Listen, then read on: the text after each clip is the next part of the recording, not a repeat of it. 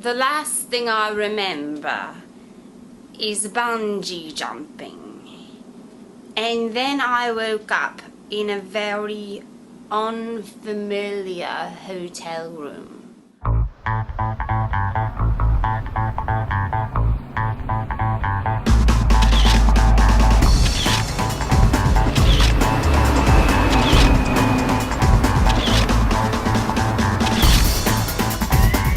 I gathered my belongings, and as I was leaving the suite, I noticed that the staff was quite troubled.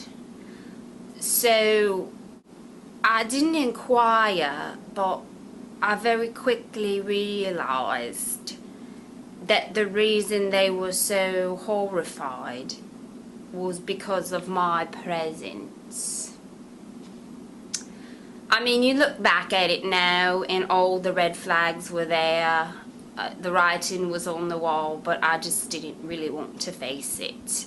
I mean, I thought the reason that I was nauseous every morning was because I was out partying and drinking every night. And it wasn't until about 4 or 5 months later and I couldn't fit into any of my clothes and I had run out of money. I realized, well, I managed to scrape up enough quid to buy a home pregnancy test. When it was positive, I decided that I would contact the bloke whose hotel room I had woke up in. And luck would have it that when I gathered my belongings that morning, I took his wallet thinking it was mine. So I contacted him to let him know I was with child, and I never got a response back. It was quite warm. I figured since I was in Southeast Asia, I could get a fairly inexpensive abortion. So I went to the clinic, and it was quite hot that day, and it was quite a long line, so I had to wait for hours. It seemed like hours. And the nurses were all speaking in Thai, and I couldn't help but feel like they were talking about me. And my head was just pounding. It was like a pressure cooker, and it was just so hot in there, and there's only one little fan. And so finally the doctor came out and he just blurted out, too fat, too pregnant for abortion. And I just lost it and attacked him. And it took 4 orderlies to get me off him. They were quite small.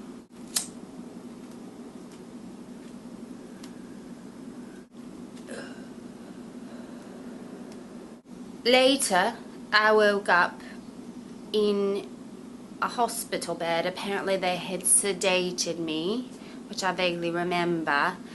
And when I got up to get out of the bed, I realized I was handcuffed to the bed, and I just started to cry.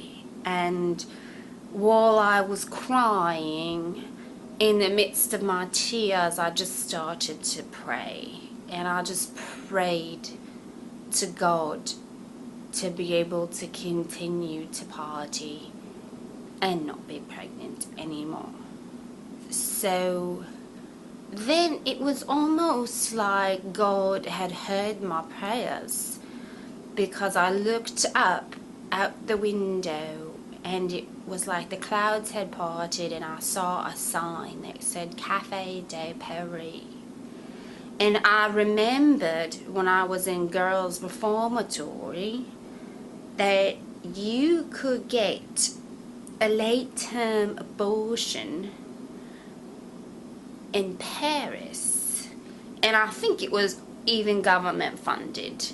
So I switched my ticket from London to Paris, and I boarded a flight, and I knew once we were coming up upon Charles de Gaulle and I could see the Eiffel Tower, that my ordeal was almost over.